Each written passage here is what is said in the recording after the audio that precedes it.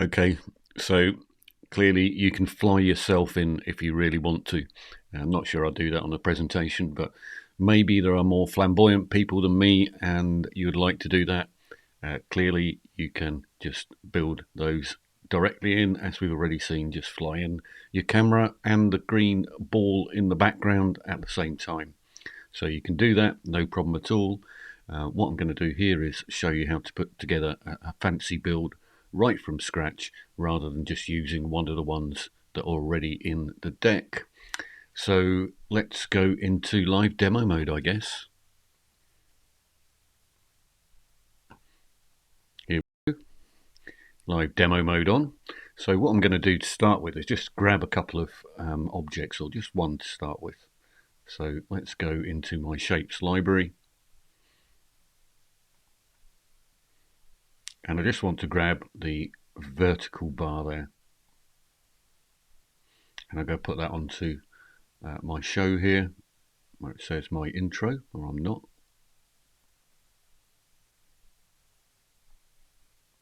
So there it is on my show. And each time I move in and out, I'm gonna fly in and out. So I'm going to turn those off because that just annoy me. Fly in, none. Fly in,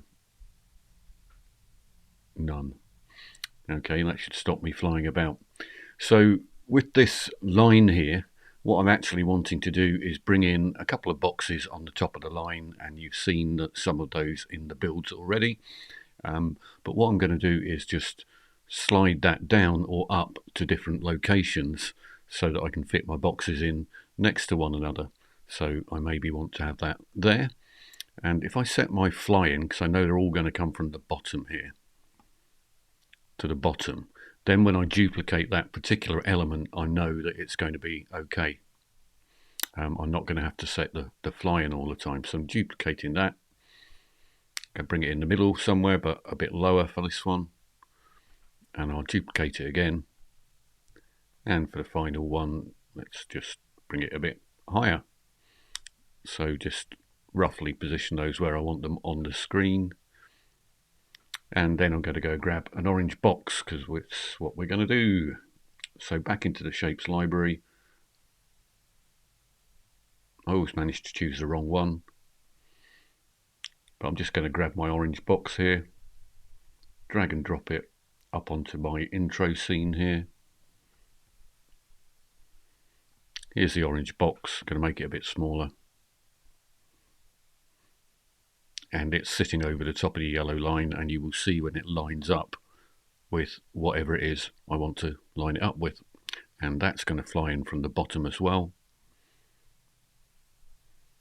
So I'm going to duplicate that and just put it at the different heights, and you see Ecamm lining it up with the middle of the yellow line there. I'm going to duplicate that again, and we'll put that one a little bit higher. And then that's my three objects that I want to bring in, and I might have a picture in the middle of each one as well. So maybe I should just bring in a picture as well. So I'll go to my stuff folder where I've got a few pictures sitting down there. So my stuff folder, and we'll grab some of these. In fact, I'm going to grab all of them and drag them into my intro scene. Here is everything on the intro scene, and on this one what I'm going to do is these are all going to fly in from the bottom as well. So I'm going to set my fly-ins first of all.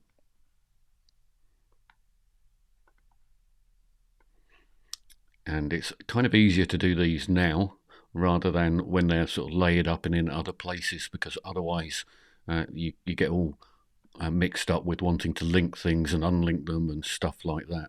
So all of those are flying in from the bottom. That looks fine. That looks fine. And I think what I'll do is I'll put the black folder in like that, and then have this folder sitting over the top of that one. So I'm going to have to reorder those because I want the buff coloured folder over the top of the blue one, black one. So that's what my slide's going to look like. when it's finished its build. So what I need to do now is to create some folders to put those into for the build.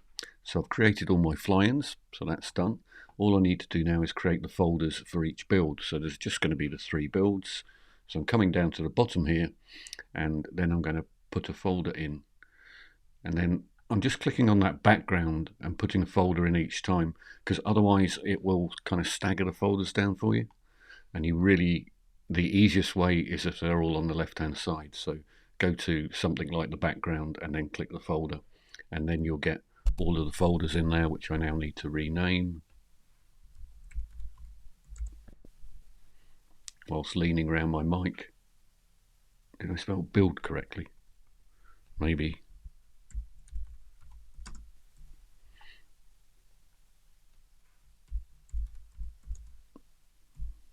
So that's my 3 builds.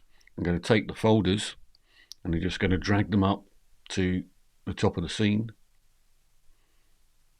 And now what I'm going to do is effectively allocate each of the elements to a single folder. So whatever wants to go into build 1, I'll put in the build 1 folder, build 2 folder, build 3 folder, so on and so forth.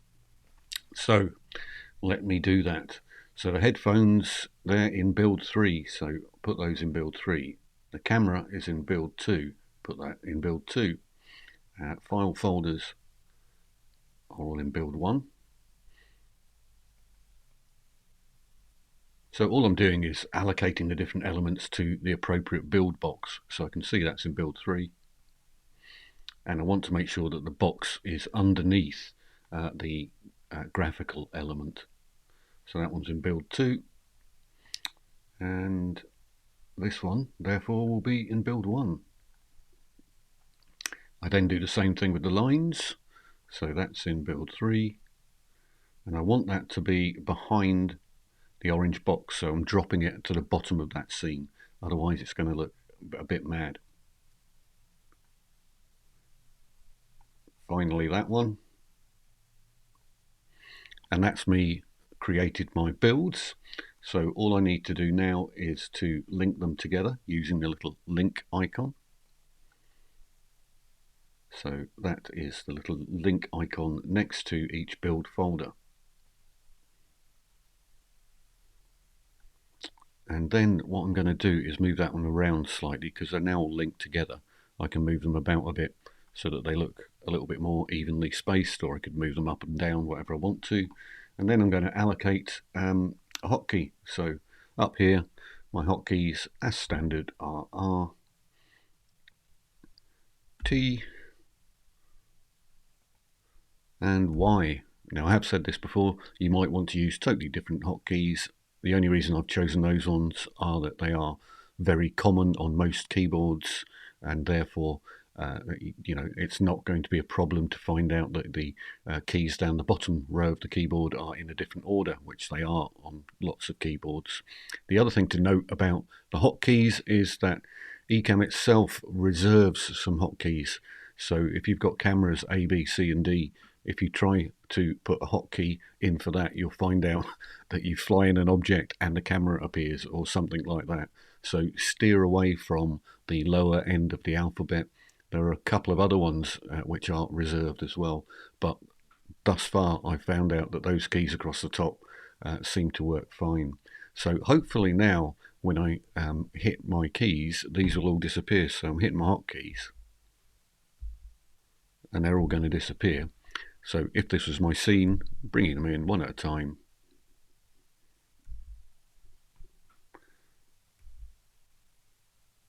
And there we go. Now I might want to play about with that or try moving them in from a different direction to see how that looked. That might be quite interesting. So let's just do that on the first one here. If I go grab the different elements, in fact let's just do it on this one. None of these are locked, so let's fly that in from the left and we'll find out what that looks like in a minute. Fly that in from the left, and the reason for doing this is just because Ecamm does some odd things with the builds and the way it flies things in.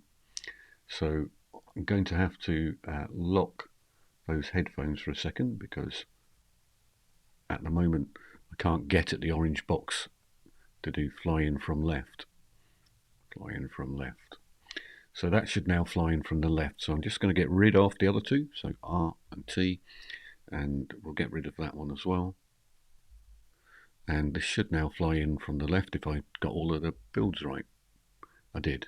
So now you can see classically why that doesn't work particularly well like that, because all of the builds are kind of staggered. So I'm going to try bringing it in from the top this time to let you see what it looks like if I bring things in from the top. So for a start, let me unlink that group, because it's going to look a bit mad if I have the yellow line coming in. Well, it's going to look a bit mad anyway, because it's going to clash with my logos. So maybe I'll make that logo a bit smaller for the moment.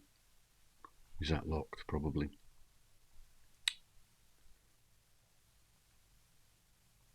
Unlock.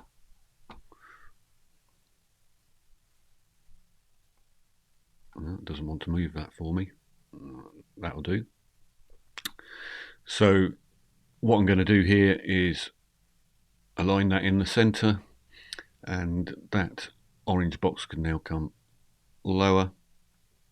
Again, it's aligned in the center. I've locked those headphones. Let me unlock the headphones, bring them back over the top, and what I want to do is bring them in this time from the top.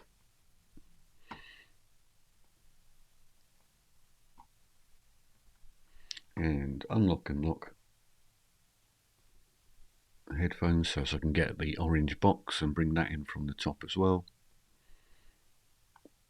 From the top. So those should all go in and out from the top now. So if I use my hotkey, they all come in from the top.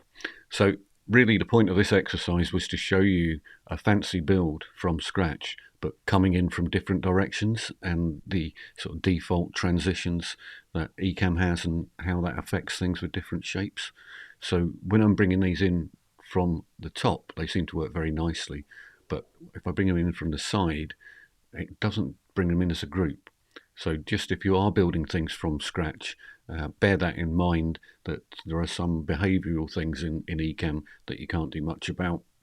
I'm just going to also show you something else. This is kind of an aside really, but each of these elements, of course, you can resize them all, but Ecamm won't let me get that one any smaller than that, but I can make it bigger. So I could make it very big and use it as a line, but what you can see there is if I make that particular element very, very large, we're starting to see sort of fuzzy edges on it. Now that doesn't happen with most of the elements, but it seems to happen with the sort of smaller, thinner ones, and that's purely, I'm sure, down to the fact that these are PNG files, not SVG files. So they're not vector graphics, and therefore when you scale them, occasionally they can do odd things. But I largely find that they're pretty good, providing you're not trying to make a tiny object really, really huge. And most of the objects that I've got in the library are actually quite big when I imported them in the first place intentionally, and then they can be made smaller, so that way they appear to be pretty good. But I quite like this using the lines type of thing to separate out different areas as well. So, you know, we can have this sort of thing going on and create a bunch of boxes within a slide layout as well. So I could just bring in lines to separate the slide out. So that was me showing you just something else, a bit of a fancy build, and how you can do that on your own from scratch. And that's the end of today's lesson. So another 2 videos done, hopefully. See you later. Bye for now.